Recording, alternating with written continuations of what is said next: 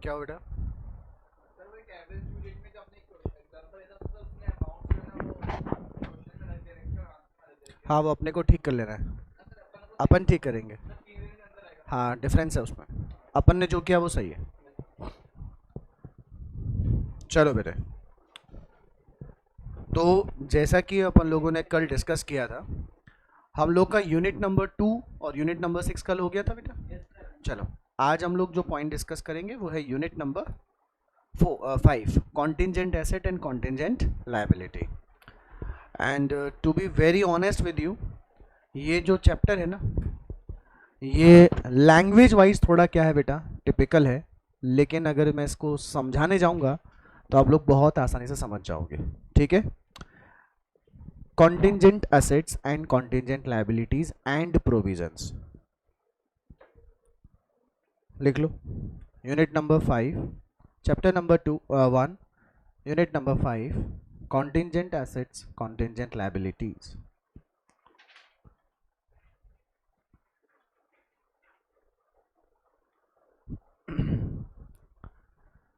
एक छोटा सा एग्जांपल मैं आपको देता हूँ, आप लोग जो है वो फटाफट समझ जाओगे कि ये क्या है।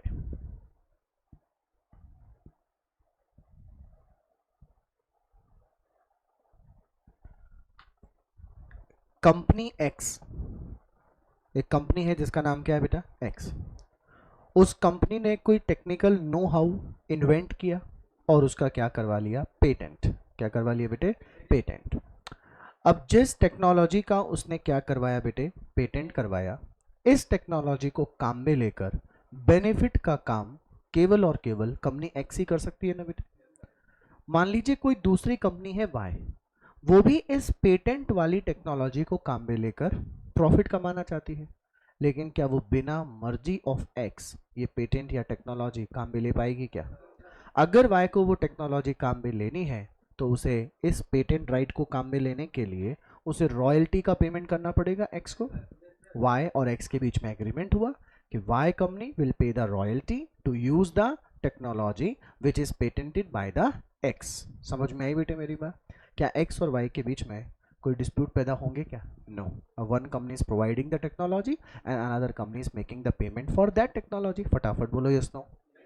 लेकिन एक कंपनी जेड है, बदमाश कंपनी है, इसने क्या किया, सेम पेटेंट को चुरा लिया और बिना रॉयल्टी का पेमेंट किए क्या करना शुरू कर दिया, प्रोडक्शन करना शुरू कर दिया। एक्स कंपनी किसके पास जाएगी, जेड के पास, और कह देगी जेड तुमने गलती करी, चोरी करी तुमने, तुम्हें हमसे पूछना चाहिए था, हमें इसके बदले रॉयल्टी का पेमेंट देना चाहिए था, तुमने बिना पूछे बिना रॉयल्टी का पेमेंट किया, हमारी प्रॉपर्टी काम में लेकर प्रोडक्शन करना शुरू कर दिया, बेनिफिट उठाना शुरू कर दिया, गलत बात। तुम्हें हमें क्या देना पड़ेगा अब, कॉम्पनसेशन। क्या देना पड़ेगा?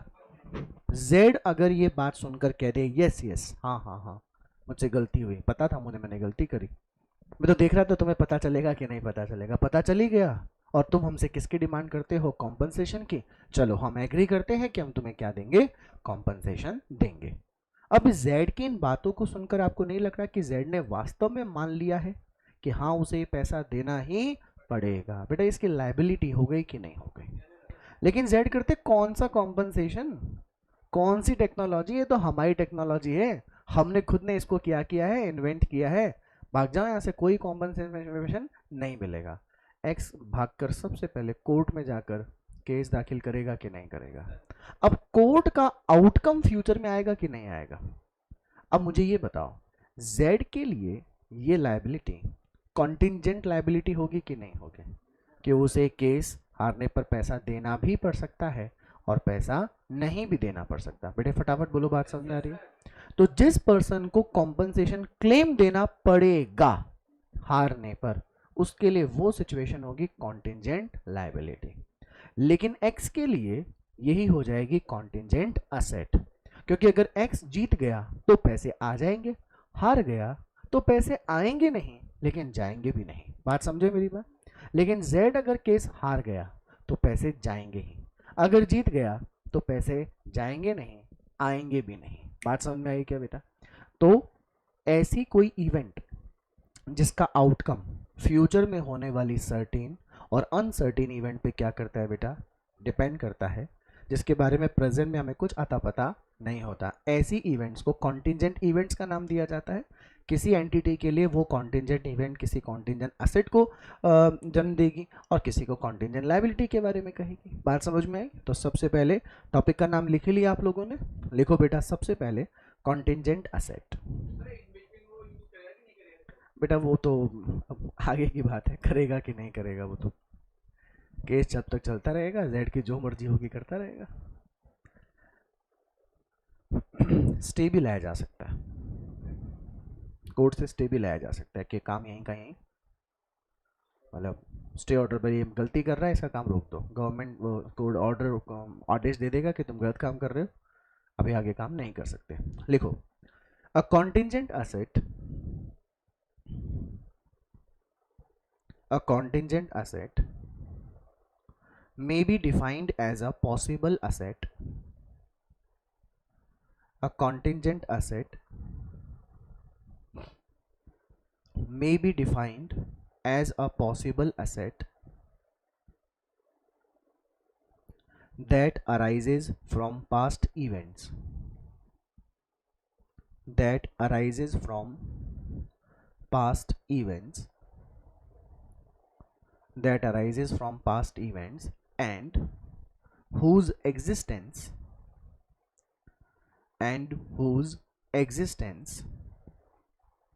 will be confirmed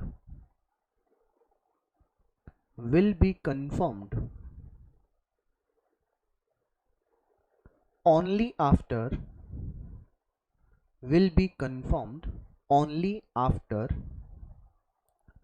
occurrence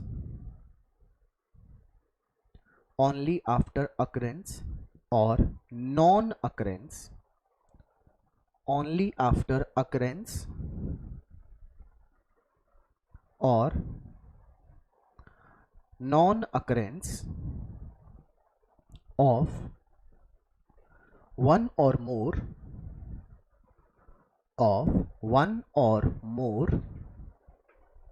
uncertain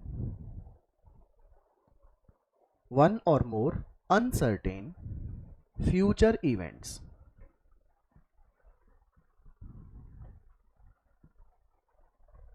which are not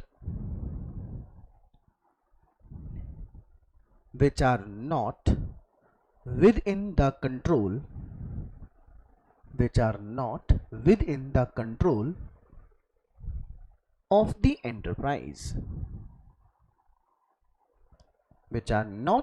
the control of the enterprise, full stop। चलो मेरे साथ बोलना शुरू करो, क्या लिखा अपन ने? A contingent asset may be defined as a possible asset। Now रुको, कौन सी एसेट है? पॉसिबल। प्रेजेंट एसेट है कि पॉसिबल एसेट है? पॉसिबल, हो भी सकती है, नहीं भी हो सकती। बात समझ में आई? आगे बोलिए क्या लिखा है? A contingent asset may be defined as a possible asset that arises from past event। X ने वाई जेड के ऊपर केस क्यों किया होगा? कि फ्यूचर में वो चोरी करेगा और फ्यूचर में केस करूंगा इसलिए, या पास्ट में वो एक कारनामे कर चुका है उसके बेसिस पर उसने केस दाखिल किया कि नहीं किया? ठीक है बेटा, that arises from past events whose existence, जिनका होना या ना होना किसके ऊपर डिपेंड करेगा? ऑन द अकरेंस और नॉन अकरेंस, या तो वो इवेंट होगी या वो इवेंट नहीं होगी। कौन सी इवेंट? अनसर्टेन फ्यूचर इवेंट, जिसके बारे में हम आज क्या नहीं है बेटे? सर्टेन नहीं। आज हमें कैसे पता चलेगा कि कोर्ट हमारे बारे में डिसीजन फेवर में देगा कि हमारे अगेंस्ट में देगा? किसी को कुछ नहीं पता होता बेटा। Will depend on the occurrence और non occurrence of uncertain one or more uncertain future events. बात समझ में आ गई बेटा? क्या ये इवेंट्स एंटरप्राइज के कंट्रोल में होती है क्या? अगर कंट्रोल में ही होती तो सब कुछ सर्टेन हो जाता कि नहीं हो जाता? जो हमारे कंट्रोल में ही नहीं है वही तो अनसर्टेन होगा कि नहीं होगा? ठीक है बेटा, नेक्स्ट लाइन से लिखो, according to the prudence concept of accounting, according to the prudence concept of accounting and as per the applicable accounting standard, as per the applicable accounting standard,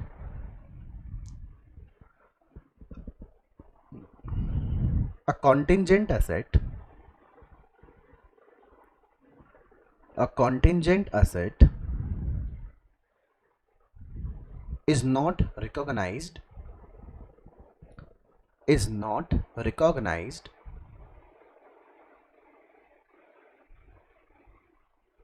in the financial statements,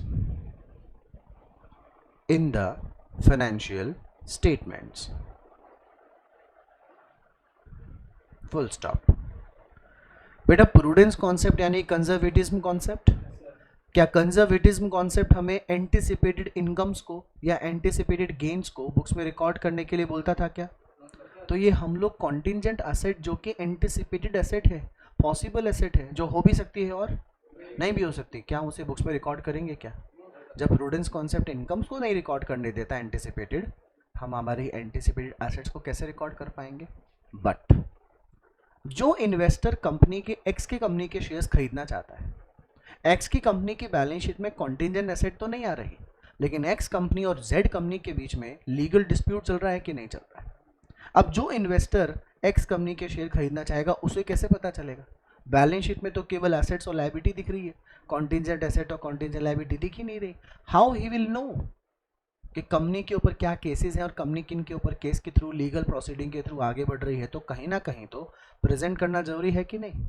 लिखो, continuation में लिखना, a contingent asset, a contingent asset is usually disclosed, a contingent asset is usually disclosed in the report, in the report of approving authority,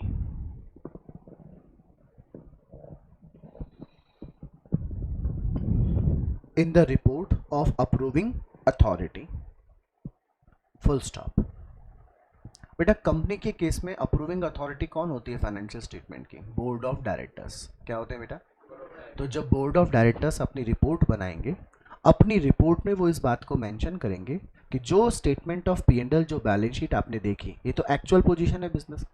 इसके अलावा हमारी company एक legal proceeding के through किसी dispute को पूरा करने में लगी हुई है, जिसका आउटकम क्या होगा क्या नहीं होगा ये अनसर्टेन है, और आज हम पता भी नहीं कर सकते कि कितना आउटकम हमारे बेनिफिशियल होगा या कितना हमारे को इसके बदले कॉम्पनसेशन मिलेगा। लेकिन क्योंकि आपको जानने का हक है, क्योंकि आप हमारी कंपनी के करंट इन्वेस्टर हैं और पोटेंशियल इन्वेस्टर भी हो, फ्यूचर में जाके हमारी कंपनी के आप क्या करोगे? शेयर्स खरीद के इन्वेस्टर बनोगे, तो you should know what is the present position of the business. That's why we are disclosing this contingent asset in the report of the approving authority. Company के केस में अप्रूविंग अथॉरिटी कौन सी होती है? Board of directors. बेटे बात समझ में आ गई? अगर यही कॉन्टिजेंट एसेट की डेफिनेशन को मैं उल्टा बोल के बोलना शुरू कर दूं, तो क्या ये डेफिनेशन कॉन्टिजेंट लायबिलिटी की हो जाएगी? ठीक है, लिखो एक लाइन छोड़कर, कॉन्टिजेंट लायबिलिटी। देखो कैसे लिखना है आपको, स्क्रीन पे देखिए एक बार। यहां से लेकर यहां तक लिख लो, द से लेकर यहां तक लिख लो। पहले लिख लो, फिर मैं समझा दूंगा। ये जो टॉपिक अपन पढ़ रहे हैं ना बेटा, ये अकाउंटिंग स्टैंडर्ड 29 है, जो आपको सीए इंटर में डिटेल में पढ़ने को मिलेगा। हमारे फाउंडेशन लेवल पे तो छोटा छोटा पोर्शन ही है।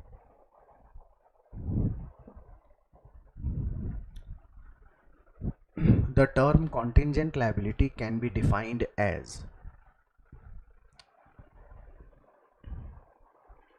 लिख लो क्या? बोल के बताऊं? लिख लोगे ना? हाँ, कॉपी तो करनी है, टिपने में तो माहिर है हम।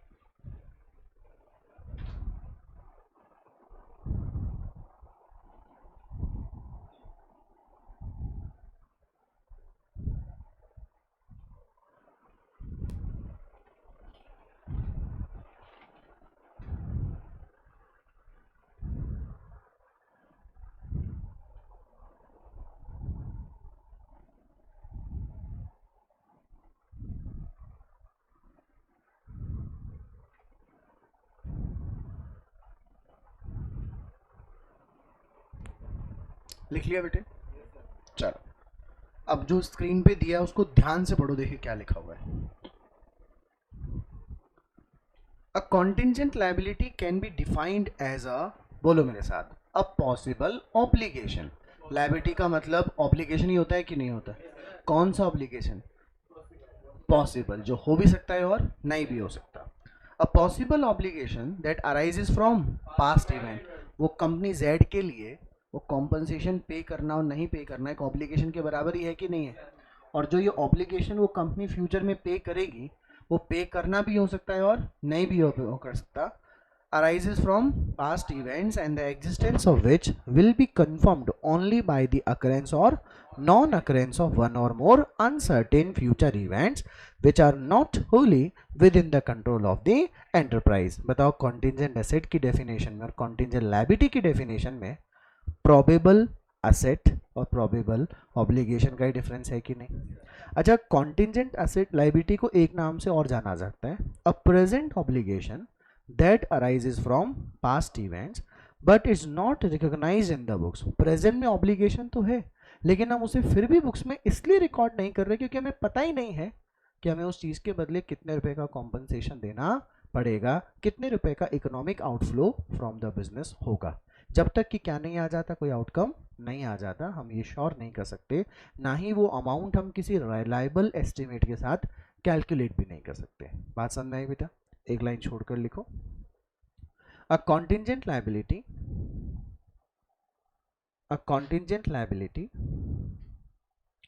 is not recognized in the balance sheet. A contingent liability is not recognized in the balance sheet. However,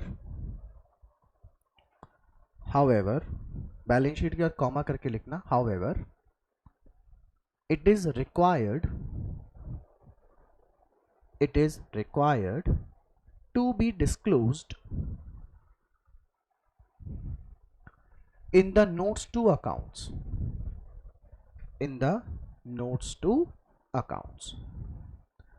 बेटा कॉन्टिंजेंट एसेट को तो अपन ने कहां पे डिस्क्लोज किया था? अप्रूविंग अथॉरिटी की रिपोर्ट में।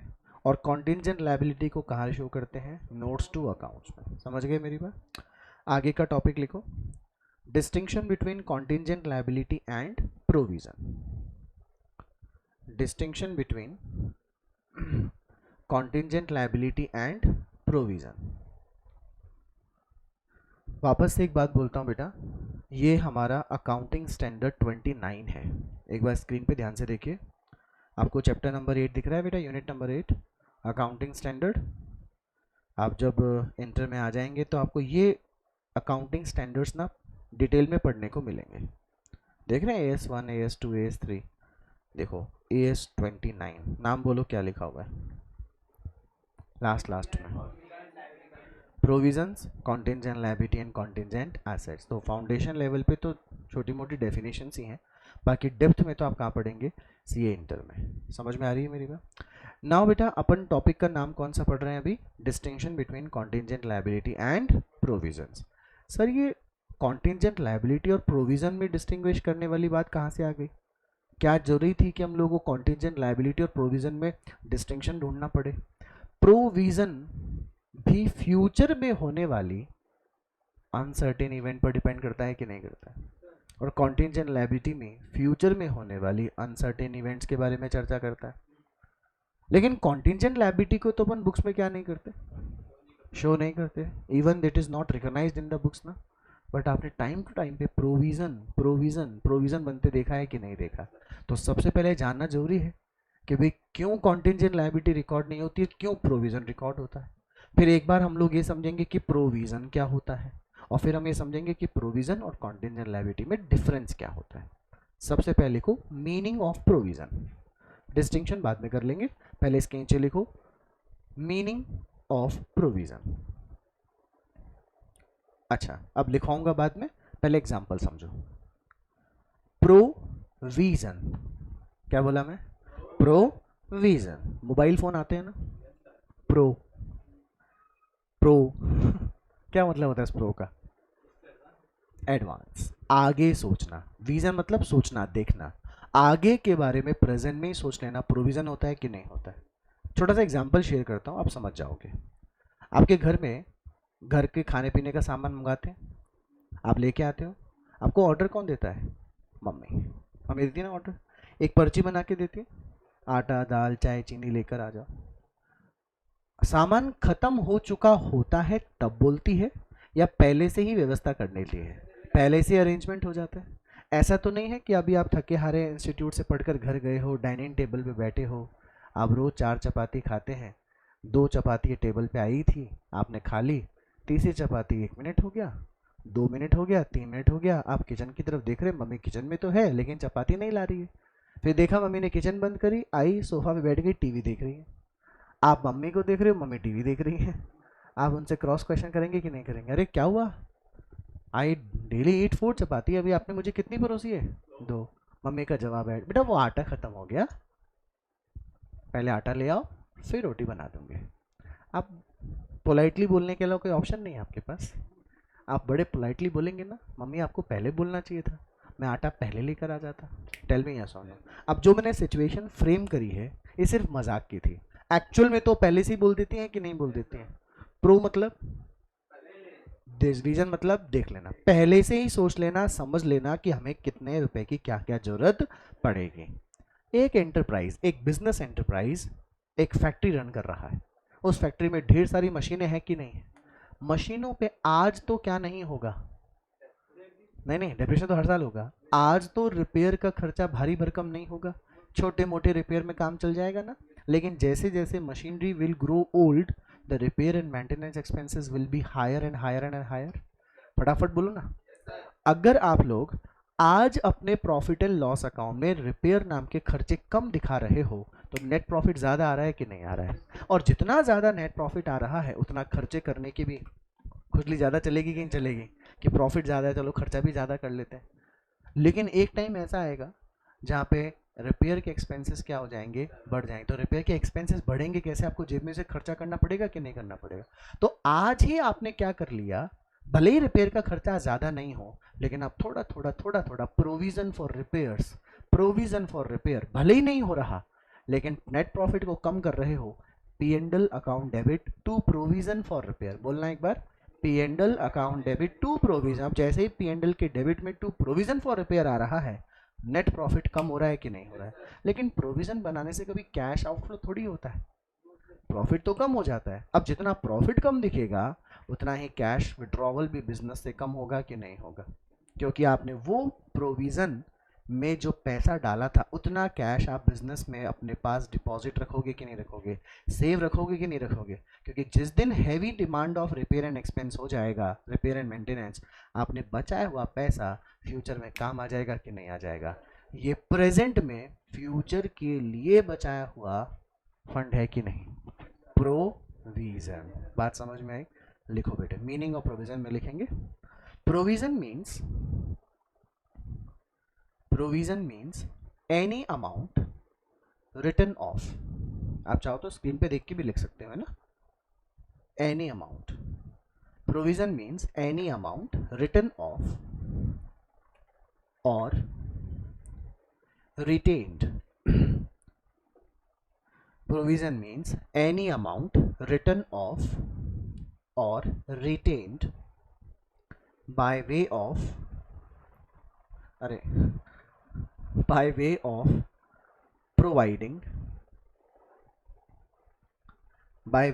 providing for depreciation,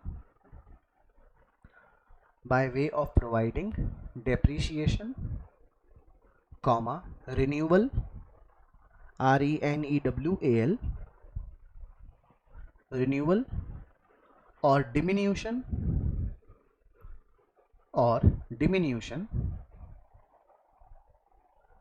in the value of the assets,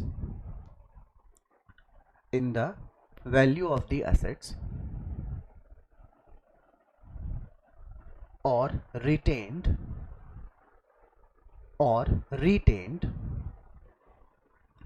by way of providing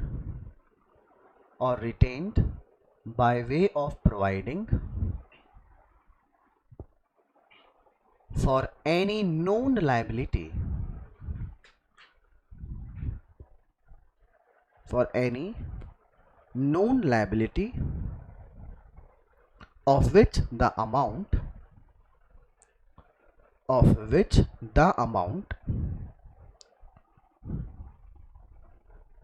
can be determined with substantial accuracy,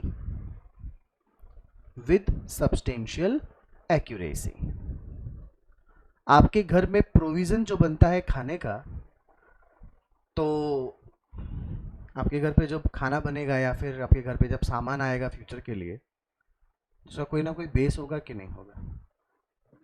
आप साल भर का खाना एक बार में बना लेंगे क्या? या साल भर के खाने का सामान एक बार में मंगा लेंगे क्या? कुछ बेसिस के ऊपर आप घर का सामान बनाएंगे कि नहीं बनाएंगे? तो आपके पास एक अंदाजा होता है कि अपने को घर में कितने रुपए की जरूरत बेसिकली इस चीज़ को पूरा करने के लिए बनेगी। समझ गए? अब आप लोगों को अगला काम क्या करना है बेटा, एक लाइन छोड़कर लिखेंगे distinction between provision and contingent liability. हाँ लिख तो लिया था लेकिन वापस लिख लो एक बार, distinction between provision and contingent liability. हाँ मैं बताता हूँ क्या करना है, अभी लिखो पहले distinction between provision and contingent liability. Homework दे रहा हूँ आपको मैं, पता है क्या होमवर्क है? स्क्रीन पे देखो एक बार। एज इट इज आप क्या करेंगे, घर से कॉपी में उतार के लेकर आएंगे। मतलब मैं टाइम वेस्ट नहीं कर रहा, ना तुम्हारा ना मेरा, क्योंकि मैं भी लिखवाऊंगा तो एज इट इज वर्ड जो आप देख रहे हो ना एज इट इज लिखवाऊंगा, क्योंकि अकाउंटिंग स्टैंडर्ड 29 मुझे फॉलो करना है। तो without wasting the time in the class let us discuss what are these points are telling us. बोलिए हम लोग। सबसे पहले देखो हाँ बोलो बेटा, मैं एज इट इज जो देखो स्क्रीन पे दिख रहा है ना ये वाला, प्रोविजन से लेकर यहाँ तक लायबिलिटी तक, ये एज इट इज कॉपी में नोट कर लेना। मैं कल चेक करूंगा नोट किया है कि नहीं किया है, कर ही लेना नोट। मैं टाइम बचाने के लिए ये बातें जो लिखी है उनको वर्बली समझा रहा हूँ, बढ़ जाके नोट आप कर लेना, ठीक है? देखो सबसे पहले क्या लिखा है, provision is a present liability of uncertain amount which can be measured reliably by using a substantial degree of estimation। Obviously बात है, आज हमारे सामने कोई लायबिलिटी है, उसके फ्यूचर में कितने रुपए का पेमेंट करने की हमारे को जरूरत पड़ेगी, ये हम लोग कुछ अंदाज़ा लगाकर पैसा अपने पास रोक कर रख सकते हैं कि नहीं रख सकते हैं। लेकिन कॉन्टिंजेंट लायबिलिटी में तो कुछ भी क्लियर नहीं होता। कॉन्टिंजेंट लायबिलिटी क्या कहता है? A contingent liability is a possible obligation that may or may not crystallize depending on the occurrence or non occurrence of one or more uncertain future। अपने को कुछ अता पता नहीं है, हम लोग प्रेजेंट में कुछ नहीं बोल सकते कि हमारे पास लायबिलिटी होगी या फिर लायबिलिटी नहीं होगी, और कितना पैसा देना पड़ेगा कितना पैसा नहीं देना पड़ेगा, क्योंकि हमारे पास कोई ऑप्शन ही नहीं है, कोई बेस ही नहीं है। नंबर सेकंड देखो, a provision meets the recognition criteria. आप अपन बैलेंस शीट में प्रोविजंस रिकॉर्ड करते हैं कि नहीं करते हैं? हम स्टेटमेंट ऑफ P&L यानी कि प्रॉफिट एंड लॉस अकाउंट में P&L अकाउंट के डेबिट साइड में प्रोविजंस रिकॉर्ड करते हैं कि नहीं करते हैं? लेकिन क्या कॉन्टिंजेंट लायबिलिटी को कॉन्टिंजेंट लायबिलिटी को अकाउंटिंग स्टैंडर्ड्स के प्रोविजन को ध्यान में रखते हुए कभी भी क्या नहीं किया जाता, बुक्स में रिकॉग्नाइज नहीं किया जाता, बस उसे क्या कर देते हैं, नोट्स टू अकाउंट में प्रेजेंट कर देते हैं, ठीक है? Number third, a provision is recognized when an enterprise has a present obligation arising from past event, an outflow of resources embodying economic benefit is probable and a reliable estimate can be made of the amount of the obligation। जैसे कि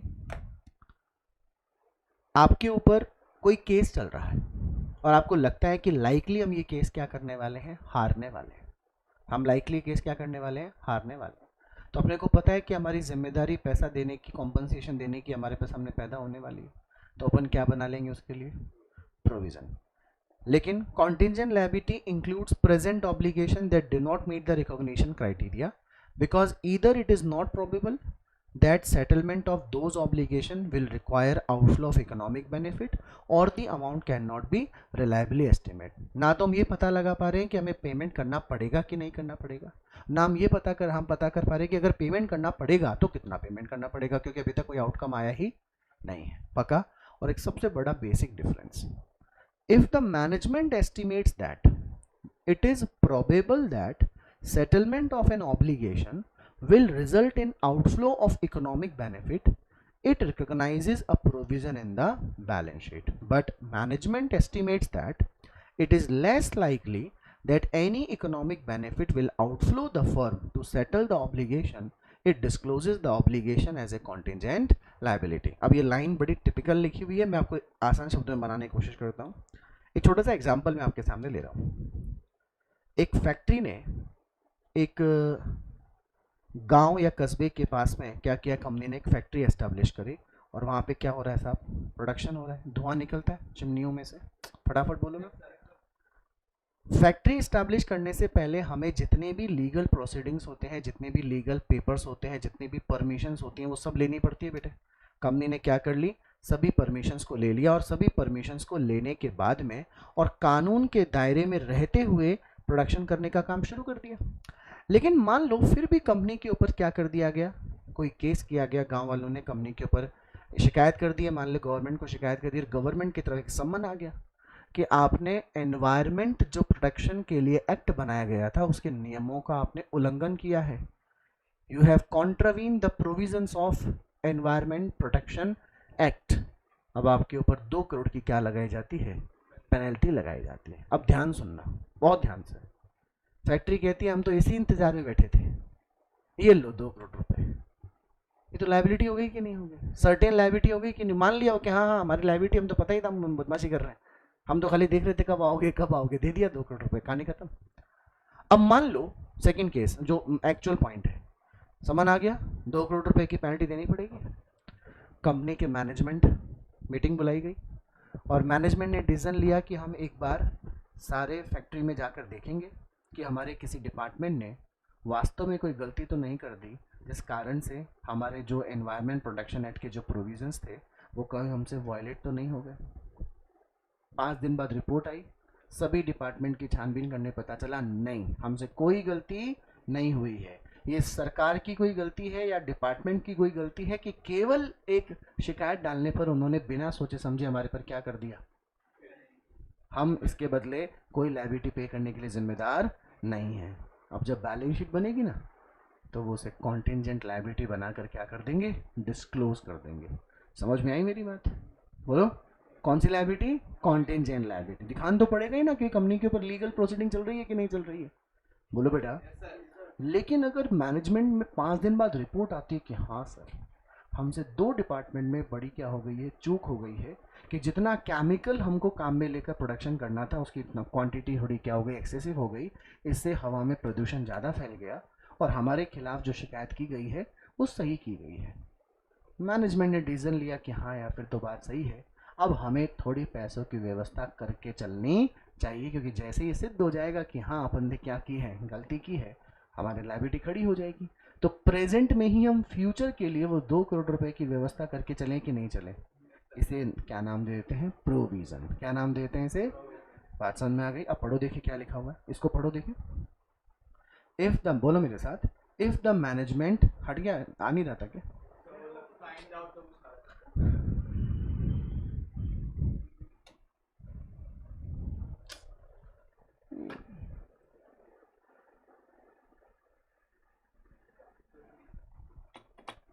छोड़ो. If the management estimate that it is probable, बोलो मेरे साथ देखें. If the management estimate that it is probable that settlement of an obligation will result in outflow of economic benefit, it recognizes a provision in the balance sheet. समझाया था आपको मैंने वाला. अब बाजू में देखो क्या लिखा हुआ है इसके. If the management estimate that it is less likely that any economic benefit will outflow the firm to settle the obligation, it discloses the obligation as a contingent liability. बेटा बात समझ में आ गई. ये जो मैंने पढ़ाया आपको नोट कर लोगे ना कॉपी के अंदर, मिस तो नहीं करोगे. एकदम फ्रेश पेज पर आ जाओ. यूनिट नंबर 4, पैसा. Unit number 4, capital and revenue expenditure and receipts. Chapter number 1, unit number 4. बड़े थ्योरी के चैप्टर बोरिंग हो जाते हैं, है ना. आयुष को तो नींद आने लग गई. आयुष सो मत बेटा.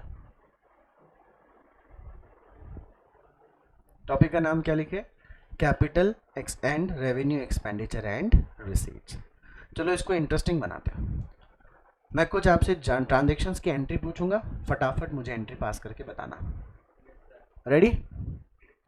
एक एंट्री आप बोलोगे, एक एंट्री मैं बोलूंगा। फर्नीचर परचेज्ड फॉर कैश, फटाफट एंट्री बोलो। आपने एंट्री बोली furniture account debit to cash, लेकिन मैंने एंट्री लिखी है purchase account debit to cash. अभी गलत है कि सही, बाद में चर्चा करेंगे। Number next transaction, a machinery dealer, नहीं not machinery dealer, a furniture dealer purchased furniture for cash. Entry बोलो। परचेज अकाउंट डेबिट आपने बोला purchase account debit to cash, लेकिन मैं बोल रहा हूं furniture account debit to cash. Number 3, repairs expenses ₹10,000। Entry बोलो। आप एंट्री बोल रहे हो repairs account debit to cash 10,000, मैं बोल रहा हूं asset account debit to cash. यार मैं तो उल्टा ही चल रहा हूं, आप जो बोल रहे हो मैं उल्टा चल रहा हूं। चलिए आप सही हैं कि मैं सही? अपन दोनों सही हैं, आप ही नहीं मैं भी सही, और अगर मैं गलत हूं तो आप भी गलत हो। बताता हूं कैसे। जब मैंने क्वेश्चन बोला कि फर्नीचर परचेज फॉर कैश, तो आपने केवल ट्रांजेक्शन सुना और फटाक से एंट्री बोल दी। क्या आपको मुझसे क्रॉस क्वेश्चन नहीं करना चाहिए था कि फर्नीचर खरीदा तो है, किसने खरीदा है और किस पर्पस के लिए खरीदा है? क्या आपका एक क्वेश्चन होना चाहिए था कि नहीं होना चाहिए था? और आपने सेम गलती सेकंड वाले में करी कि नहीं करी? थर्ड वाले में बहुत बड़ी गलती करी। आपको मुझसे पूछना चाहिए था सर रिपेयर्स पे किया ना? हाँ सर, कौन सी एसेट्स के ऊपर किया? मैं कहता बेटा जो एसेट्स पहले से काम में ली जा रही है उनका नॉर्मल मेंटेनेंस है, तो फिर आप बोलेंगे repairs account debit to cash. मैं कहता मैंने एक पुरानी मशीन खरीदी है, उसको उसकी यूजफुल कंडीशन में लाने के लिए रिपेयर का खर्चा किया है, तो फिर आप बोलते फिर आपकी एंट्री सही है। कहने का मतलब आप भी सही तो मैं भी सही ना। आपके ओपिनियन में आपने जवाब दिया, मेरे ओपिनियन में मैंने जवाब दिया। हम दोनों की गलती क्या कि हम एक दूसरे से डिस्कशन करना चाहिए था कि नहीं करना चाहिए था? एनालिसिस होना चाहिए था ना कि पर्पस ऑफ एक्सपेंस क्या है, नेचर ऑफ एक्सपेंस क्या है। फटाफट बोलो ना यार। तो मैंने कहा कि फर्नीचर टू कैश नहीं होना चाहिए था। मैंने कहा फर्नीचर टू कैश इसलिए नहीं होना चाहिए था क्योंकि फर्नीचर बेचने के लिए खरीदा गया। तो फिर आप मुझे क्या बोलते हैं, फिर आपको हमें डिस्क्लोज भी करना चाहिए था। तो मैं कहूँगा आपको डिस्क्लोज नहीं करना चाहिए था, आपको मुझसे पूछना चाहिए था। फिर सेकंड मैंने बोला कि फर्नीचर डीलर परचेज फर्नीचर, तो आपने दिमाग लगाया कि फर्नीचर डीलर कौन? जो डीलिंग करता है खरीदने और बेचने का काम। तो फर्नीचर डीलर ने फर्नीचर क्यों खरीदा होगा? बेचने के लिए। तो खुद क्या चटाई लगा के बैठता होगा क्या? आंगन पे बैठता होगा क्या? खुद के कस्टमर्स को बिठाने के लिए, खुद के ऑफिस वर्क को काम करने के लिए भी डेस्क टेबल खरीदी होगी कि नहीं खरीदी होगी? तो furniture account debit to cash होगा कि नहीं होगा? Repairs, annual maintenance of the asset, then repairs account debit to cash. अगर एसेट को किसी पोजीशन में लाने के लिए खर्चा किया है तो repairs account debit to cash की बजाय asset account debit to cash होगा कि नहीं? फटाफट बोलो ना यार। कहने का मतलब ये है कि जब भी हम किसी ट्रांजैक्शन और इवेंट को बुक्स में रिकॉर्ड करते हैं, क्या एक एनालिसिस नहीं होना चाहिए कि पर्पस क्या है इस एक्सपेंस का, इस एक्सपेंस का बेनिफिट क्या रहेगा? अगर हम एनालिसिस करेंगे तो हम आइडेंटिफाई कर पाएंगे कि ये वाला ट्रांजैक्शन जो है वो कैपिटल नेचर का है और ये वाला ट्रांजैक्शन किसी रेवेन्यू नेचर का है। अगर कैपिटल नेचर का है तो रिकॉर्डिंग उसके हिसाब से होगी, और अगर रेवेन्यू नेचर का है तो रिकॉर्डिंग उसके हिसाब से होगी। बात समझ में आ गई? पक्का? लिखो। मॉड्यूल की लैंग्वेज यूज करूंगा बेटा, ध्यान रखिएगा। लिखिए इसमें, before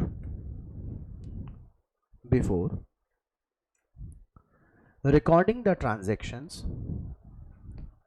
before recording the transactions in the books, before recording the transactions in the books, and analysis and an analysis should be made, an analysis should be made whether they are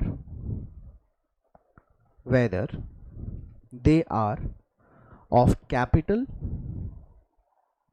whether they are of capital और revenue nature. इधर देखो screen पे भी, अगर आप मुझसे analysis करने के लिए मेरे से क्रॉस क्वेश्चन करते कि सर फर्नीचर किसने खरीदा और क्यों खरीदा, तो उसके बेसिस पर आप मुझे आंसर दिए होते। मैं कहता कि एक फर्नीचर डीलर ने फर्नीचर बेचने के लिए खरीदा, तो फिर आप कंटिन्यू करते विद दिस एंट्री। मैं कहता फर्नीचर डीलर ने खुद के बिजनेस प्रेमाइसिस में फर्नीचर को यूज करने के लिए खरीदा, तो फिर आप क्या बोलते, furniture account debit to cash. बेटा बोलो ना मेरी बात। मैं कहता है सर रिपेयर का खर्चा हुआ, तो आप कहते हैं सर ये रिपेयर का खर्चा किसके लिए। मैंने कहा बेटा एनुअल मेंटेनेंस होता है, रख रखाव का खर्चा तो करना ही पड़ता है ना। तो आप बोलते सर फिर तो आप एंट्री कर दीजिए repairs account debit to cash. लेकिन मैं कहता बेटा एक पुरानी एसेट खरीदी है, चलने की पोजीशन में नहीं थी, चलने की पोजीशन में तभी ला सकते जब एक दो पार्ट ऐड किए होते, रिपेयर का खर्चा किया होता, फिर मशीन चल पाती। तो आप कहते सर फिर तो ये एसेट की कॉस्ट का पार्ट है, आपको क्या कर देना चाहिए, एसेट।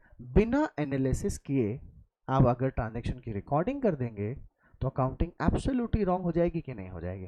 और आप बड़ी गलती देखो, रेवेन्यू नेचर को कैपिटल मान लोगे और कैपिटल को रेवेन्यू, गड़बड़ हो जाएगी कि नहीं हो जाएगी। ठीक है, नेक्स्ट लाइन से लिखो, revenue expenses, revenue expenses are those expenses, revenue expenses are those expenses which are related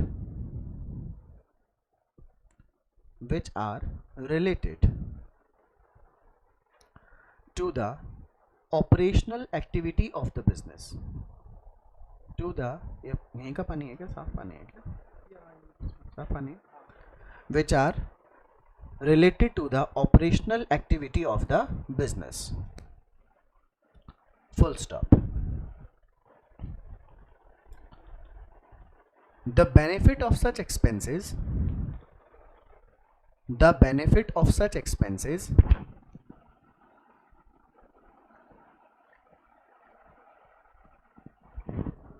is limited to,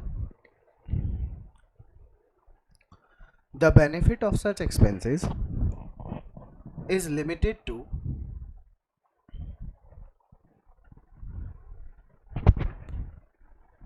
one particular accounting period,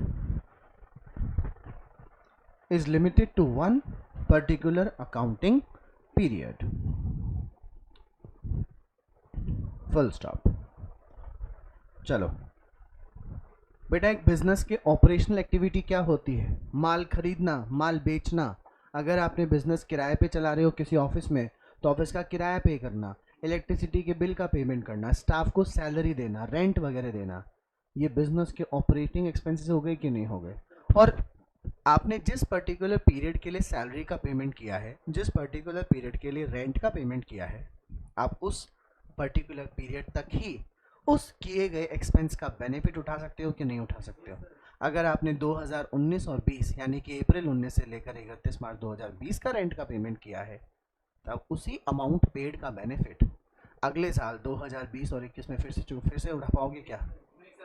अब नहीं उठा पाएंगे ना, क्योंकि बेनिफिट तो एक साल तक लिमिट हो गया। पक्का? आगे लिखो नेक्स्ट लाइन से, capital expenditure, capital expenditure comma करके, ऑन द अदर हैंड, फिर से comma, capital expenditure comma on the other hand, फिर से comma, capital expenditure comma on the other hand, फिर comma, provides long term benefit to the business organization, long term benefit to the business organization, full stop. These expenses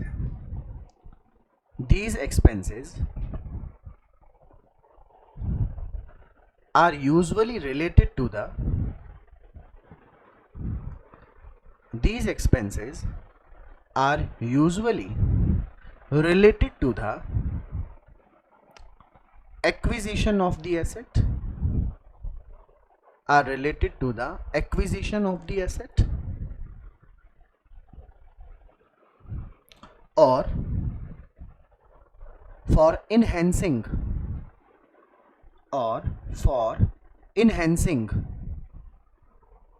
the efficiency and productivity, for enhancing the efficiency and productivity of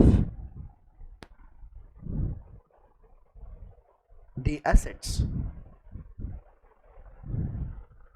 मेरे को एक बात बताओ, मैं rent का payment जिस period के लिए कर रहा हूं उस पीरियड का बेनिफिट मुझे उसी साल तक मिलता रह जाएगा, लेकिन अगर बिल्डिंग परचेज कर लूं तो जब तक बिल्डिंग का एग्जिस्टेंस रहेगा, जब तक बिल्डिंग की ओनरशिप मेरे पास रहेगी, उस बिल्डिंग खरीदने पर जो मैंने खर्चा किया था उसका बेनिफिट मुझे लॉन्ग टर्म बेसिस पे मिलेगा कि नहीं मिलेगा? पक्का बेटा? दूसरी बात मैंने क्या लिखवाई है, ऐसा कोई एक्सपेंस जो कि एसेट की एफिशिएंसी या प्रोडक्टिविटी को बढ़ाने के लिए खर्चा किया जा रहा है, तो ऐसे एक्सपेंस को भी क्या नाम देंगे? Capital expenditure. अब ये एग्जांपल्स के साथ मैं आपको बताऊंगा, बहुत ध्यान सुनना बेटा, बहुत ध्यान से। एक फैक्ट्री में प्रोडक्शन चल रहा है, फैक्ट्री में क्या चल रहा है? बराबर खटाखट मशीनों पे फटाफट काम करने की आवाज़ सुनाई दे रही है। अचानक से एक फैक्ट्री में ब्लास्ट होने की आवाज़ आती है। चेक किया गया, इंजीनियर को बुलाया गया, इंजीनियर ने कहा चलते चलते पार्ट जो था वो घिसकर ख़राब हो गया, बाज़ार में जाओ, ये वाला पार्ट की जगह नया पार्ट लगा देंगे, मशीन दोबारा चल पड़ेगी। सुनो मैं क्या बोल रहा हूँ, मशीन दोबारा चल पड़ेगी। ये खर्चा एसेट की प्रोडक्टिविटी को इम्प्रूव करने के लिए किया जा रहा है या एसेट की प्रोडक्टिविटी को बनाए रखने के लिए किया जा रहा है? बनाए रखने। एनालिसिस किया कि नहीं किया अपन ने? Is it for the maintaining the productivity or for enhancing the productivity? Sir for maintaining. Operational activity का पार्ट हो गया कि नहीं हो गया? Such expenditure is called revenue expenditure. समझे कि नहीं समझे? लेकिन इंजीनियर ये कहता रहे इधर आओ इधर आओ इधर आओ, ये वाला पार्ट मत लाना, ये वाला पार्ट लेके आना। मालिक ने पूछा क्यों? बोले ये पार्ट अगर लगा देंगे एक तो मशीन चल पड़ेगी और प्रोडक्शन एफिशिएंसी 2 घंटे से वर्किंग एफिशिएंसी 2 घंटे से बढ़ जाएगी डेली बेसिस में। क्या इस एक्सपेंस का बेनिफिट एसेट की वर्किंग एफिशिएंसी या प्रोडक्शन कैपेसिटी को इनहेंस करने के लिए किया गया है? क्या रेवेन्यू मानो कि कैपिटल मानो? एनालिसिस करना जरूरी था ना बेटे? बाकी बात समझ में आ गई? एक लाइन छोड़कर लिखो, points to be considered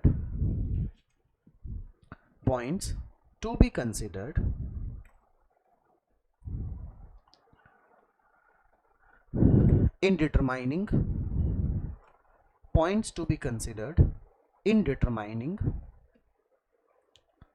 capital and revenue expenditure. Points to be considered in determining capital and revenue expenditure. Screen पे देखिए, आपको सबसे पहला पॉइंट कौन सा दिख रहा है? लिखो नंबर 1, नेचर ऑफ बिजनेस।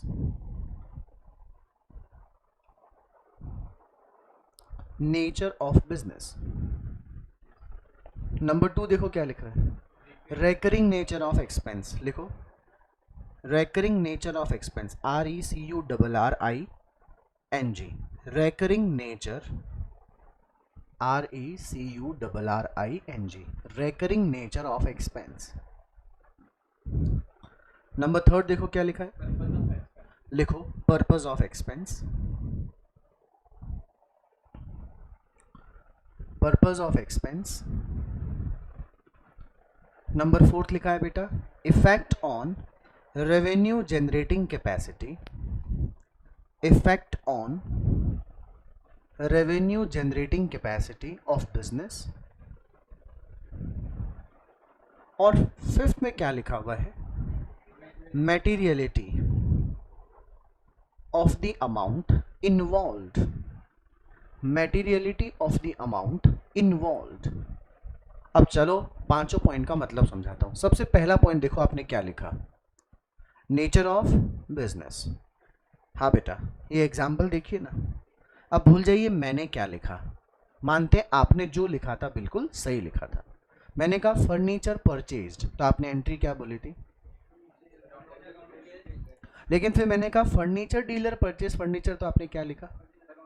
अब आपने दोनों में फर्नीचर ही खरीदा था, ऊपर वाले में तो आपने फर्नीचर बोला और नीचे वाले में आपने क्या बोला? आपने नीचे वाले में फर्नीचर क्यों नहीं बोला? क्योंकि इसके बिजनेस का नेचर क्या है? Buying and selling of furniture. तो अब उसके लिए फर्नीचर एक गुड्स की तरह हो गया कि नहीं हो गया? ये उसके ऑपरेशनल एक्टिविटी का खर्चा हो गया कि नहीं हो गया? That's why it is called revenue expanded. The nature of business पे डिपेंड करेगा ना। लेकिन एक फर्नीचर डीलर से जिसने फर्नीचर खरीदा, एक तो फर्नीचर डीलर ने फर्नीचर खरीदा, एक जिसने फर्नीचर डीलर से फर्नीचर खरीदा, दोनों ने ही फर्नीचर खरीदा है। लेकिन जो डीलर था उसके तो nature of business he buying and selling of furniture था।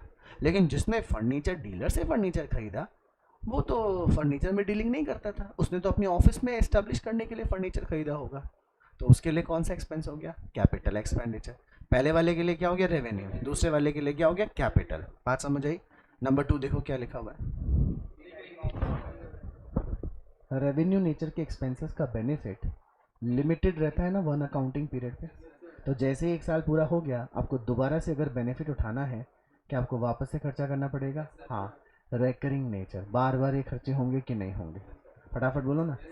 लेकिन जो कैपिटल एक्सपेंडिचर होते हैं वो हैवी एक्सपेंडिचर होते हैं, एक ही बार में कर दिए जाते हैं, जिनका इंड्यूरिंग बेनिफिट मिलता है कि नहीं मिलता है? तो mostly revenue expenditure are recurring nature, capital expenditure are of non recurring nature. फटाफट बोलो, समझ आई बात? Number next,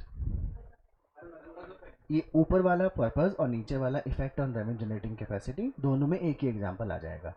purpose of expense अगर नॉर्मल एफिशिएंसी को मेंटेन करने के लिए है, बिजनेस की प्रोडक्टिविटी को बनाए रखने के लिए है, मेंटेनेंस ऑफ द बिजनेस के लिए है, तो कौन सा खर्चा? रेवेन्यू। लेकिन इसकी कैपेसिटी को बढ़ाने के लिए हो जाए, एसेट की एक्विजिशन के लिए कोई खर्चा हो जाए, तो कौन सा खर्चा हो जाएगा? कैपिटल। बात समझ में आ गई? तो सी और डी नंबर पॉइंट एक जैसा ही है। आखिरी में क्या लिखा हुआ है? ये materiality of the amount involve जो है ना, ये मैनेजमेंट के जजमेंट के ऊपर बेस्ड है। ऐसा नहीं है कि बहुत भारी भरकम किए तो वो कैपिटल ही होंगे ना, ऐसा नहीं है कि छोटा सा खर्चा किया तो वो कैपिटल नहीं होगा, रेवेन्यू ही होगा, नहीं। ये मैनेजमेंट डिसाइड करेगा कि वो इस एक्सपेंडिचर को कैपिटल मानेगा या कैपिटल नहीं मानेगा। एनपीओ वाला एग्जांपल वही जो कल बताया था, glass and table linen, crockery and cutlery, heavy expenditure था। लेकिन उसको लगता है भले ही हमने एक्सपेंडिचर बड़ा किया हो, भले ही हमारे लिए एसेट आ रही हो, लेकिन हम उसे क्या नहीं करेंगे? फिक्स्ड एसेट नहीं मानेंगे, उसे क्या कर लेंगे? एक्सपेंस मानकर इनकम एंड एक्सपेंडिचर से राइट ऑफ भी कर देंगे। तो मेटेरियलिटी इन्वॉल्व जरूरी नहीं है कि बेसिक कंसिडरेशन हो, ये किसके जजमेंट पर बेस्ड होता है? मैनेजमेंट के। फटाफट बोलो, बात समझ में आई? अब इस चैप्टर को पढ़ाने का सबसे बढ़िया तरीका है कि मैं आपके साथ 10-15 एग्जाम्पल शेयर कर लूँ। रेडी? पहले वाला एग्जाम्पल मैंने क्या लिया था? एक फैक्ट्री है, प्रोडक्शन के लिए फैक्ट्री में बराबर मशीनों पे काम चल रहा है, मशीन खराब हो गई, पार्ट बदल दिया गया, मशीन फिर से चल पड़ी, तो पार्ट फ्री में आया था क्या? पैसे खर्च हुए होंगे ना। इसे repair account debit to cash करूं या asset account debit to cash करो? रिपेयर, मशीन फिर चल पड़ी, कहानी खत्म। रिपेयर क्यों करवाते हैं अपन? ताकि मेंटेनेंस ऑफ असेट हो। टेल मी यस और नो। लेकिन अगर एसेट की प्रोडक्शन एफिशिएंसी क्या हो जाती है? बढ़ जाती है। नालायक, क्या हो जाती है? बढ़ जाती है। तो बढ़ जाने के खर्चे को क्या नाम देते हैं? Capital expenditure. ओके, नाउ एक cinema hall, this is cinema hall, यहाँ पे पर्दा लगा हुआ है, देखो कुछ लोग यहाँ बैठे हैं, कुछ लोग यहाँ बैठे हैं, बीच में रास्ता खाली है ना बेटा? अच्छा, आपको आगे और पीछे भी स्पेस दिख रहा होगा थोड़ा थोड़ा, लेकिन यहाँ पर कुर्सियाँ लगी हुई नहीं है। ये सिनेमा हॉल के, यहाँ थिएटर के मालिक ने सोचा कि अगर 5 चेयर इधर, 5 चेयर इधर, 5 चेयर आगे, 5 चेयर आगे और लगा दूँ तो मज़ा आ जाएगा। मज़ा कैसे आ जाएगा? रेवेन्यू बढ़ जाएगा ना बेटा। इन चेयर को केवल सोचने भर से, मंत्र जाप से क्या ये फर्नीचर लग जाएगा क्या इधर? इन फर्नीचर को लगाने के लिए पैसे खर्च करने होंगे। फटाफट बताओ, जो पैसे खर्च होंगे उसे कैपिटल मानेंगे कि रेवेन्यू मानेंगे? कैपिटल। समझ में आई मेरी बात? मानेंगे ना कैपिटल। लेकिन इस सिनेमा हॉल में एक एग्जिट किधर की तरफ है? आगे की तरफ है ना, एक एग्जिट पीछे की तरफ, यानी कि 2 एग्जिट आगे, 2 एग्जिट पीछे।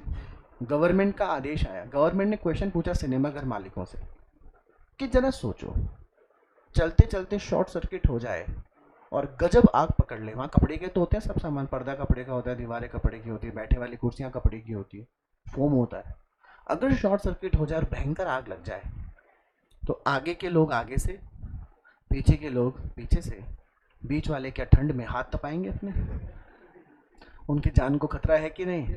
हम तुम्हें आदेश देते हैं कि तुम्हारे को बीच में भी क्या करना पड़ेगा, एग्जिट गेट निकालने पड़ेगा। अब एग्जिट गेट निकालने पे खर्चा होगा कि नहीं होगा? सोचो, क्या एग्जिट गेट निकालने से प्रोडक्शन एफिशिएंसी इंक्रीज हो रही है, एसेट की वैल्यू बढ़ रही है? लेकिन अगर गेट नहीं निकाला तो लाइसेंस कैंसिल हो जाएगा कि नहीं हो जाएगा? For maintenance of the business you are doing such kind of expense, revenue और कैपिटल। पक्की पक्की बात समझ में आ गई? डन एकदम। सिनेमा घर को चलाने के लिए लाइसेंस लेना जरूरी है कि नहीं? लाइसेंस नहीं लोगे तो सिनेमा घर नहीं चलेगा। लाइसेंस लेना एक इंटेलेक्चुअल प्रॉपर्टी होती है, इंटेंजिबल एसेट होती है। तो लाइसेंस लेने पर किया गया खर्चा कौन सा होगा? Capital expenditure. लेकिन लाइसेंस को रिन्यू कराने के लिए जो दोबारा से नॉमिनल फीस दी रेवेन्यू। बात समझ में आ गई? पक्का? एक और एग्जांपल ले लूं? चलो, एक कंपनी ने एक वेकेंट लैंड परचेज की है। क्या परचेज की है? जिसके ऊपर वो 15 साल बाद क्या करेगी? फैक्ट्री एस्टैब्लिश करेगी। कितने साल बाद? तो लैंड आपने कितने में खरीद ली है आज? 10 लाख में खरीद ली लैंड, दिख नहीं रहा होगा ना? 10 लाख में खरीद ली, ठीक है, मेरी बातों को सुनना, 10 लाख में खरीद ली। 15 साल बाद प्रोडक्शन करने के काम में लेती है तो 15 साल तक वैकेंट रह जाएगी लैंड। 10 साल बाद कंपनी ने सोचा चलो देख के तो आते हैं कि वहाँ पे प्रोडक्शन करने लायक काम हुआ है कि नहीं हुआ है, जनरेशन आई है, मतलब लोगों की संख्या, मतलब वहाँ पे लोग बस्ती बनी है कि नहीं बनी है। तो कंपनी ने एक आदमी को भेजा कि जाओ चेक करके आओ अपनी ज़मीन के आसपास कोई थोड़ा जेंट्री आई है कि नहीं आई है। तो मैनेजमेंट ऑफ द कंपनी जाकर देखती है कि वहाँ पर तो अनऑथोराइज्ड क्या हो चुका है, कब्जा हो चुका है ज़मीन के ऊपर। क्या हो चुका? अब उस कब्जे को हटाने के लिए कंपनी लीगल प्रोसीडिंग के तहत लॉयर को फीस देगी कि नहीं देगी? कुछ लीगल एक्सपेंस करेगी कि नहीं करेगी? Think twice thrice. क्या मैं इस लीगल एक्सपेंसेस को एसेट की कॉस्ट में ऐड करूंगा या फिर legal expenses account debit to bank करके रेवेन्यू एक्सपेंस मान के P&L से चार्ज कर लूंगा? रेवेन्यू एक्सपेंस मान के P&L अकाउंट से चार्ज कर लूंगा। क्यों? क्योंकि ये एक्सपेंसेस एसेट के इम्प्रूवमेंट का खर्चा नहीं, ये तो एसेट के टाइटल को बनाए रखने का खर्चा था कि नहीं था? एसेट तो पहले भी आ चुकी थी ना आपके पास 10 लाख में। अब ये खर्चा इसलिए करना पड़ रहा है क्योंकि किसी ने इसके ऊपर अनऑथराइज्ड पोजीशन ले ली। उस पोजीशन को हटाने के लिए आप लीगल प्रोसीडिंग के थ्रू लॉयर को फीस दे रहे हो कि नहीं दे रहे हो? तो ये एक्सपेंसेस कौन से होंगे? रेवेन्यू। फटाफट बोलो कौन से? लेकिन इसी लैंड को परचेज करने पर अगर 2 लाख का कमीशन देना गया हो तो फिर कौन सा खर्चा होगा? कैपिटल। बात समझ में आई?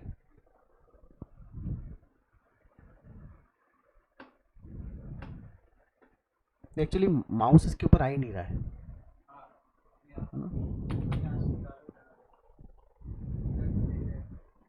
किधर से? तो आजा अच्छा, एक और एग्जांपल लेता हूँ बेटा। जब बहुत बड़ा कंस्ट्रक्शन हो रहा होता है, बहुत बड़ा, जो कि साल, 1.5 साल, 3 साल, 4 साल जाके पूरा होगा, इंस्टीट्यूट के ठीक सामने आपको बिल्डिंग बनती दिख रही है बेटा? थैंक यू बेटा। एक बड़ी बिल्डिंग बनती दिख रही है। 2017 से उस बिल्डिंग को बनते मैं देख रहा हूँ। कौन से ईयर से? 2017 से। 2017 में जब हम लोग यहाँ पे आए थे तो हमारे ठीक सामने जगह एकदम खाली थी। खाली मतलब कुछ टेम्पररी स्ट्रक्चर बन के तैयार हो रखा था। क्या उसी टेम्पररी स्ट्रक्चर के ऊपर ही बिल्डिंग बन गई है क्या? या पहले उस टेम्पररी हट्स को, टेम्पररी बिल्डिंग को तोड़ा गया होगा? पक्का? जब इस बिल्डिंग की कॉस्ट निकाली जाएगी तो जो टेम्पररी स्ट्रक्चर था उसको तोड़ने का भी जो खर्चा आया होगा वो भी इस बिल्डिंग की कॉस्ट का पार्ट होगा ना, क्योंकि any expense incurred to bring the asset in present location and condition is the part of cost of the asset. बोलो। दूसरा, जब बहुत लंबे टाइम तक क्या चलता है बेटा, प्रोडक्शन कंस्ट्रक्शन चलता है, तो आपने देखा होगा जिस कंस्ट्रक्शन की साइट पर हम लोग रहते हैं वहाँ पे छोटी छोटी झोपड़ियाँ बना दी जाती है। कुछ तो झोपड़ियाँ इसलिए बनाई जाती है टेम्पररी हट्स जो मजदूरों को रख ले, और कुछ टेम्पररी हट्स जहाँ पे सामान को रख दिया जाए, टूल्स रख दिया जाए। फटाफट बोलो ना। इन टेम्पररी हट्स को बनाने में भी कुछ खर्चा लगेगा कि नहीं लगेगा? बताइए, ये cost of construction of temporary huts क्यों लगानी पड़ी? ताकि मेन बिल्डिंग बनाई जा सके। क्या इन टेम्पररी हट्स को बनाने का खर्चा भी उस बिल्डिंग की कॉस्ट का पार्ट होगा कि नहीं होगा? एब्सोल्युटली होगा, क्योंकि ये खर्चा किसके मन मर्जी से किया है क्या खर्चा? चलो कुछ खर्चा कर देते हैं, बहुत पैसे हैं, कहाँ खर्च करें, चलो टेम्पररी हट्स बना लेते हैं, बाद में तोड़ देंगे। किसके लिए किया गया खर्चा है? बिल्डिंग की कंस्ट्रक्शन के लिए ना। फटाफट बोलो ना यार, पक्की बात समझ में आ गई। और एक इम्पॉर्टेंट एग्जांपल, एक फैक्ट्री में, एक ऑफिस में कुछ 10 एम्प्लॉय काम कर रहे थे। कितने एम्प्लॉय? बिजनेस का ओनर ये सोचता है कि यार मैं 10 लोगों को सैलरी दे रहा हूँ, काश मैं कंप्यूटर ले आऊँ और 2 लोगों को जॉब पे रख लूँ, 2 लोग ही क्या कर लेंगे, कंप्यूटर पे काम कर लेंगे, 8 लोगों की सैलरी मुझे नहीं देनी पड़ेगी। तो मैं अपने रेवेन्यू एक्सपेंसेस को रिड्यूस करने के लिए, ऑपरेटिंग एक्सपेंसेस को रिड्यूस करने के लिए कोई मोटा खर्चा करूंगा, तो मोटा खर्चा किसी एसेट के एक्विजिशन पे खर्चा होगा कि नहीं होगा? इस एक्सपेंस को रेवेन्यू नाम दूंगा कि कैपिटल? शाबाश। आपने कभी मकानों पे छत डलते देखी? आज के 8-10 साल पहले आपने देखा होगा ऐसे बल्ली फंटे जोड़कर एक आदमी परात को दूसरे आदमी को पहुंचाता था, दूसरा आदमी तीसरा आदमी को परात सप्लाई किया करता था। आजकल आपने ये पैटर्न चेंज होता देख लिया होगा। अब तो एक मशीन आ गई, वो मशीन गारे को मिक्स करती है और यहाँ से ऊपर ले जाती है, वापस खाली होकर नीचे आ जाती है। तो मशीन खरीदने के कारण जो दूसरे लोगों की सैलरी जा रही थी वो जानी बंद हो गई ना। तो ये आपने अपने ऑपरेटिंग एक्सपेंसेस को रिड्यूस करने के लिए जो दूसरा खर्चा किया, वो दूसरा खर्चा कौन सा था? कैपिटल एक्सपेंडिचर था। फटाफट बोलो, बात समझ में आ गई? Are you ready to solve the questions? पक्का? चलो मजा आएगा। स्क्रीन पे दिख रहा है आपको? इलस्ट्रेशन नंबर 1 देखो, क्या लिखा है? State with reason whether the following statement are true और फॉल्स। ट्रू है कि फॉल्स? आप मुझे जवाब देंगे, या तो ट्रू होगा तो ट्रू बोलेंगे, फॉल्स होगा तो फॉल्स। और तेज बोलना, सुनना चाहिए मुझे। Overall expense of second hand machinery purchased are revenue expenditure. Overall का मतलब होता है असेट को पुरानी पोजीशन में थी ऐसे खर्चे करना जिससे कि एसेट चालू कंडीशन में आ जाए। रेवेन्यू है कि कैपिटल है? कैपिटल। तो ये स्टेटमेंट ट्रू हुआ कि फॉल्स? फॉल्स। वेरी गुड बेटा, ऑनलाइन वाले बच्चे भी जवाब दे सकते हैं, ठीक है। Money spent to reduce working expenses revenue expenditure. अब ये भी समझाया था आपको मैंने, छोटे मोटे खर्चों को भगाकर बड़े खर्चा कर दिया। हम कंप्यूटर लेकर आ गए, कौन सा खर्चा? Legal fees to acquire a property is capital expenditure? Yes, legal fees to acquire a property. मैंने वकील को क्या दे दिया? वकालत की फीस दे दी। मैंने रजिस्ट्रेशन चार्जेस दे दिया, किसके लिए? प्रॉपर्टी को एक्वायर करने के लिए। कॉस्ट ऑफ असेट का पार्ट हुआ, कौन सा एक्सपेंस होगा? कैपिटल। नंबर 4, ध्यान से पढ़ो, देखें क्या मेरा एग्जाम्पल आपको याद आ रहा है क्या? Amount spent as lawyer's fees to defend a suit claiming that firm's factory site belonged to the plaintiff's land is capital expenditure, is a revenue expenditure। वो कब्जा कर लिया था, उसके ऊपर कब्जा हटाने के लिए जो मैंने खर्चा पे किया होगा वो कौन सा खर्चा था? रेवेन्यू था। Amount spent for replacement of worn out part of machine is capital expenditure, full stop। कुछ नहीं लिखा हुआ है आगे। False, it is a revenue expenditure. Machine दोबारा से चल पड़ेगी। अरे पार्ट खराब हुआ तभी तो नया पार्ट लाए ना, और मशीन फिर चल पड़ी, रिपेयर का खर्चा हो गया कि नहीं हो गया? लेकिन आगे कह देता to increase the efficiency of the asset, तो कैपिटल हो जाता, तो फिर ट्रू स्टेटमेंट हो जाता। अभी कौन सा स्टेटमेंट है? False. Expense incurred on the repairs and white washing for the first time on purchase of an old building are revenue expense, are capital expenditure. तो नो यस मत बोलो, ट्रू और फॉल्स बोलो। फॉल्स स्टेटमेंट है ना? क्यों है false? क्योंकि सर ये capital expenditure. Expense in connection with obtaining a licence for running the cinema is capital expenditure. True, ये एक्सपेंस एक इंटेंजिबल एसेट को जन्म देगा, इसलिए capital expenditure.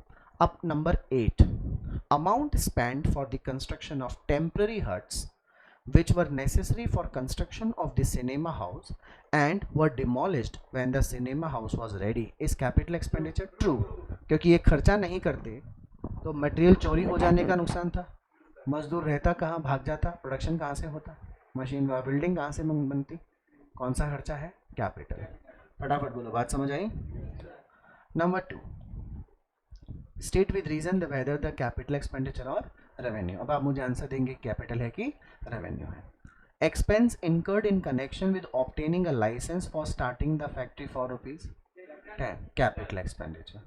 ₹1000 paid for removal of inventory to a new site. एक जगह से दूसरी जगह दुकान खोली, इस जगह से वहां जगह, कौन सा खर्चा, ऑपरेटिंग एक्सपेंस हो गया बेटा बिजनेस का। Rings and piston of an engine were changed at a cost of ₹5000 के बाद अगर फुल स्टॉप लग जाता तो कौन सा खर्चा, तो रेवेन्यू। आगे क्या लिखा हुआ है, कौन सा खर्चा, आ रहा है ना मजा, एग्जाम्पल समझ के आ रहा है ना। पॉइंट नंबर 4 छोड़ दीजिए, point number 5, a factory shade was constructed at a cost of ₹1 lakh. बताओ कौन सा खर्चा, capital. And a sum of ₹5000 had been incurred in construction of temporary huts for storing building material। ये भी कैपिटल एक्सपेंडिचर। बात समझ में आ गई। पॉइंट नंबर 4 पढ़िए क्या लिखा हुआ है। मनी पेड टू महानगर telephone Nigam limited ₹8000 for installing telephone in the office. बेटा ना ये रेवेन्यू एक्सपेंडिचर है और ना ही ये कैपिटल एक्सपेंडिचर है। आपके घर में वाईफाई लगता होगा, जब वाईफाई लगेगा तो आपसे वो कुछ 5000 रुपये लेके गए, जिसमें से 3000 रुपये तो आपके डिपॉजिट्स के हैं। जैसे आप अपना कनेक्शन क्या कटवा लोगे तो वो आएंगे और आपके इक्विपमेंट्स वापस ले जाएंगे और बदले में जो है 3000 उन्होंने आपसे एडवांस लिए थे वो आपको रीपे करके चले जाएंगे ना बेटा। कोई भी सिक्योरिटी डिपॉजिट क्यों लेता है कि कल को कोई रेंट पेंडिंग रह जाए या कोई प्रोडक्ट में क्या हो जाए, कोई तोड़फोड़ हो जाए। पुराने ज़माने में जब टेलीफोन लगते थे ऑफिसों में तो रिसीवर होता था, वो कई बार पटक जाने के कारण ख़राब हो जाता था या उसमें से आवाज़ आनी बंद हो जाती थी, या टेलीफोन पोस्टपेड पे हुआ करता था, बिल का पेमेंट नहीं होता था। तो डिपार्टमेंट क्या करता था, जितना पैसा उन्होंने ऑलरेडी क्या कर रखा है, एडवांस में डिपॉजिट कर रखा है, वहाँ से वो पैसे क्या कर लिया करता था, चार्ज। तो इस चीज़ का कोई बेनिफिट नहीं मिलने वाले हमारे को। आज गए हैं कल वापस क्या हो जाएंगे, लौट कर आ जाएंगे। तो ये ना कोई रेवेन्यू एक्सपेंडिचर और ना ये कोई, ये तो डिपॉजिट्स हैं। क्या है बेटे, जिसका कोई बेनिफिट हमें मिलने वाला नहीं है। 8000 हमारे पास पढ़ने के बजाय 8000 तुम्हारे पास पड़े। जैसे ही हम डिस्कनेक्ट करवाएंगे हमारा ये नेटवर्क, आपसे पैसा उठकर हमारे पास फिर दोबारा आ जाएगा। कौन सा एक्सपेंस हुआ, no expense, it is just a security deposit. समझे मेरी बात। अच्छा, पॉइंट नंबर 3, इलस्ट्रेशन नंबर 3, बोलो देखिए क्या लिखा है। Good Pictures Limited constructs a cinema house and incurs the following expenditure during the first year ending 31st March 2020। Number 1 बोलो क्या है। Second hand furniture worth ₹9000 was purchased। Repainting of the furniture cost कितना rupees 1000। The furniture was installed by own workmen, wages for this being ₹200। बेटा 9000 में जो furniture खरीदा, जो purchase price पे करी, वो भी कॉस्ट ऑफ असेट है। उसको रीपेंट करवाया, पहली बार खरीदा है सेकेंड हैंड, वो भी कॉस्ट ऑफ असेट है। और मजदूर को इंस्टॉलेशन करवाने के लिए जो मजदूरी दी वो भी कॉस्ट ऑफ एक्विजिशन है। तो टोटल कॉस्ट ऑफ फर्नीचर 10,200 हो गई, यानी कि एंटायर 10,200 वॉज कैपिटल एक्सपेंडिचर। पक्का बेटा। नंबर 2 देखो, expenses in connection with obtaining a licence for running the cinema worth ₹20। बताओ रेवेन्यू की capital, capital. But during the course of the year, the company was fined ₹1000 for contravening the rules, or renewal fee of 2000 for next year is also revenue। पक्का, पक्का ना। Third, fire insurance of ₹1000 was paid on October 1st 2019 for 1 year। है तो revenue expense, लेकिन अक्टूबर, नवंबर, दिसंबर, जनवरी, फरवरी, मार्च 1000 का 500 रुपये तो current year के पीएनएल में आ जाएगा और बाकी बचाओ 500 अगले साल के पीएनएल। है रेवेन्यू ही, लेकिन इस साल का हो जाएगा 500 का खर्चा, बाकी का 500 प्रीपेड हो जाएगा जो अगले साल चार्ज हो जाएगा पीएनएल से। फटाफट बोलो बेटे। आखिरी में पॉइंट नंबर 4, पता नहीं बहुत टिपिकल है, मेरे से नहीं होगा तो खुद बताओ क्या है, कौन सा होगा, कैपिटल। टेम्पररी हर्ट्स को बनाने में कोई भी खर्चा आएगा, किसके लिए आएगा बेटा, कंस्ट्रक्शन ऑफ, नहीं रीजन लिख के आना पड़ेगा। अब ये बताओ साहब, state with reason how would you classify the following items of expenditure. सीधे बैठ जाओ एकदम। क्या हुआ, ओवरऑल मतलब रिपेयर्स का खर्चा करना, भारी भरकम खर्चा करना, मतलब एक ऐसी कार खरीदी गई जिसके हॉर्न को छोड़ के बाकी सब जगह से आवाज आती हो, समझ गए? हॉर्न के अलावा सब जगह से आवाज करती है वो कार, तो उसको ओवरहॉल कराना बहुत जरूरी हो गया ना। ओवरहॉलिंग का मतलब क्या हो गया? पेंटिंग भी करवा ली, पार्ट्स भी चेंज करवा लिए, टायर भी बदलवा लिए, फर्श भी चेंज करवा लिया, सब कुछ चेंज करवा लिया। हाँ जी, overhauling expense of 25,000 for engine of a motor car to get better fuel efficiency, capital. Inauguration, बहुत important point, inauguration expenses of 25 lakhs on the opening of a new manufacturing unit in an existing business. Revenue, materiality of amount involve मैंने बताया था कि नहीं बताया था? बोलो ना यार। आप 25 लाख रुपए का खर्चा करके जो यूनिट आपने बनाई है उसका इनॉग्रेशन पे खर्चा करते हो, तो इनॉग्रेशन का खर्चा तो 2.5 लाख में भी हो सकता था, 25,000 में भी हो सकता था, 250 में भी हो सकता था। अरे बोलो आधा किलो मिठाई लाते काम हो जाता। लेकिन तुम तो 2.5 लाख की बजाय क्या तुम तो 2.5 करोड़ भी कर सकते थे, 25 करोड़ भी कर सकते थे। ये एक्सपेंसेस ना तो किसी एसेट के एक्विजिशन से रिलेशन रखता है, ना ही एसेट की एफिशिएंसी को इम्प्रूव करने पे खर्चा है। ये खर्चा तो अपने शोबाजी खर्चा है कि नहीं? कौन सा? कैपिटल और revenue. Compensation of 2.5 crore paid to worker who opted for voluntary retirement. Let me tell you, आप मत परेशान हो, मैं समझाता हूँ। कॉम्पनसेशन का मतलब जो नुकसान हुआ उसके बदले कंपनी पे करती है। मान लीजिए सरकार की कोई यूनिट है, आज के 25 साल पहले सरकार ने क्या किया था, लोगों को सरकारी नौकरी दी थी और वो यूनिट एस्टैब्लिश करी थी। अब सरकार को लगता है कि इस यूनिट से सरकार को क्या नहीं हो रहा, कोई भी फायदा नहीं हो रहा, इस यूनिट को क्या कर देना चाहिए, बंद।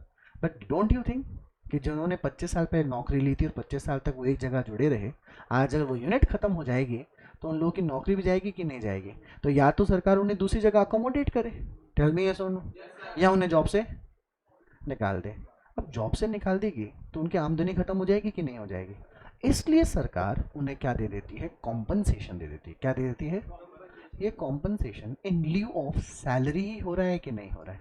सैलरी पे कर रहे होते तो भी रेवेन्यू एक्सपेंस होता, सैलरी की जगह पर क्या दे दिया, कॉम्पनसेशन, तो भी खर्चा ही रेवेन्यू होगा कि नहीं होगा? खोपड़ी दौड़ाओ बेटा, बात समझ में आ रही है क्या? बोलो। नेक्स्ट, अब ये बताओ, देखें इलस्ट्रेशन नंबर 5। अब मैं ज़्यादा नहीं बोलूँगा, आपको दिमाग लगा के बताना है। Classify the following expenditure and receipts and capital and revenue. Number 1, 10,000 spent as traveling expense of the directors on trips abroad for purchase of a director India से ऑस्ट्रेलिया गया है, ऑस्ट्रेलिया से कोई असेट खरीद के लेकर आएगा, तो उस असेट को खरीदने के लिए वो यहाँ से वहाँ गया और वहाँ से यहाँ आया, ट्रैवलिंग एक्सपेंस हुआ कि नहीं हुआ? खुद के काम से गया था कि इंडस्ट्री के काम से गया? असेट खरीदने गया था कि नॉर्मल बिजनेस के काम से? असेट खरीदने, कौन सा एक्सपेंडिचर? पक्का? पॉइंट नंबर 2 छोड़ देंगे, पॉइंट नंबर 3 पढ़ो। Amount spent on demolition of building to construct a bigger building on the same site, capital expenditure.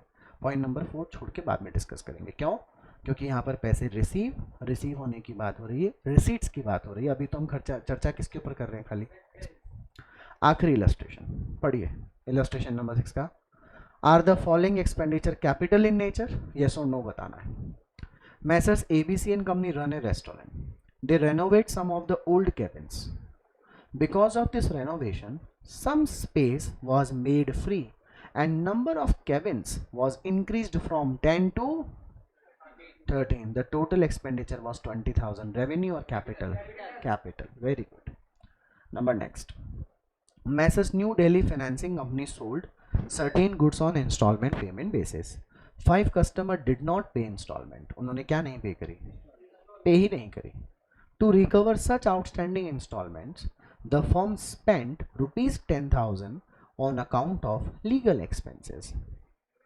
Revenue, माल बेचा था, माल बेचने पर लोगों ने पैसा देना बंद कर दिया, कुछ कानूनी खर्चे किए होंगे। क्या कानूनी खर्चे करने से कोई एसेट एक्वायर हुई है क्या? Recovery of funds from debtors का खर्चा है, रेवेन्यू होगा कि नहीं होगा? पक्का?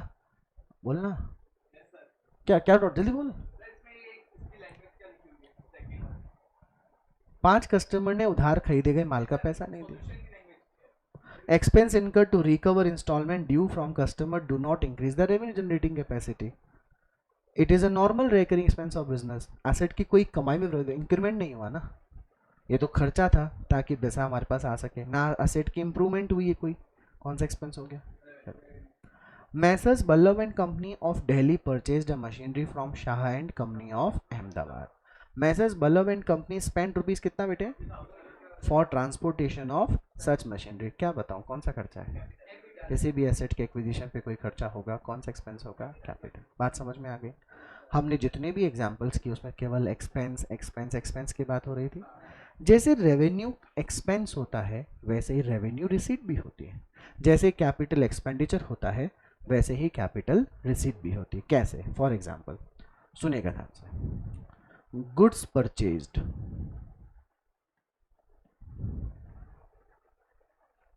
और मशीनरी परचेज्ड. फटाफट बताइए, गुड्स परचेज्ड रेवेन्यू एक्सपेंस है कि capital expense? Goods purchased revenue expense. Purchase account debit to cash. बात समझ में आ गई?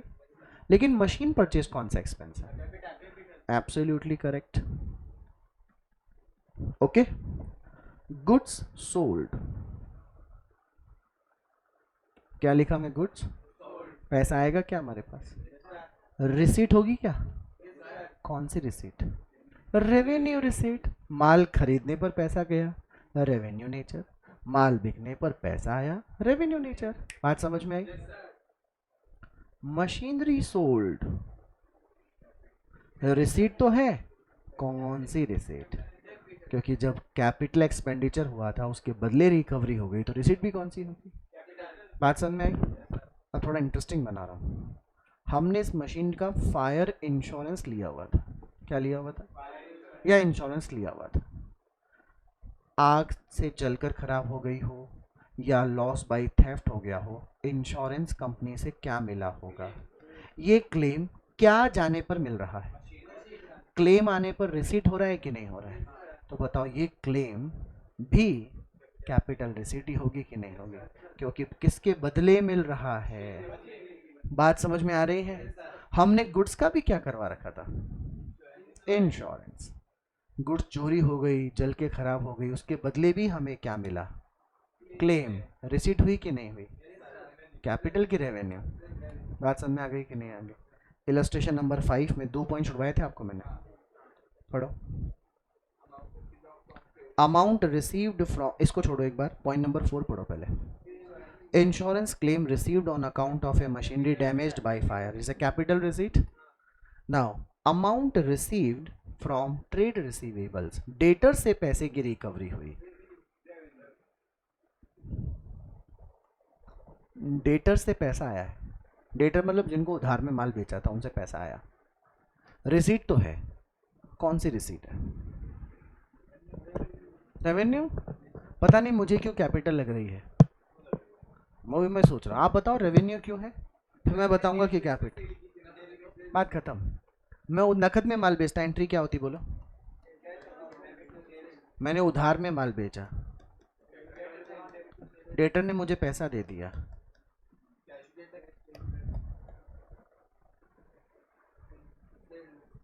कैश टू सेल्स हो गई कि नहीं हो गई?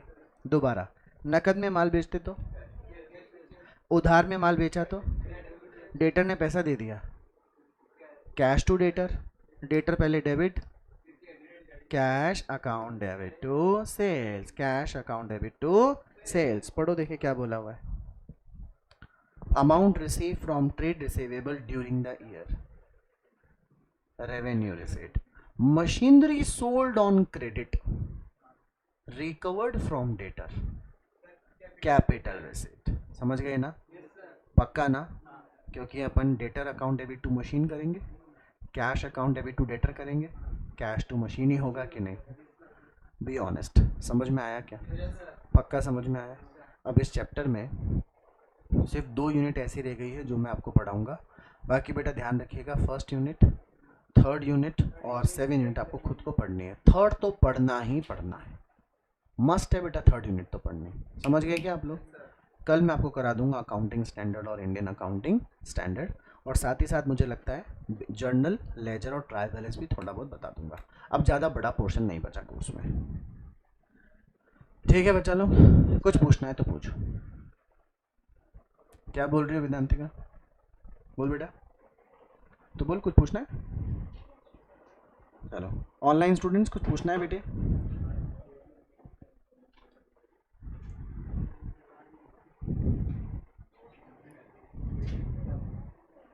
नो, ठीक है बेटा, ओके। चलो फिर कल करेंगे बाकी की पंचायती।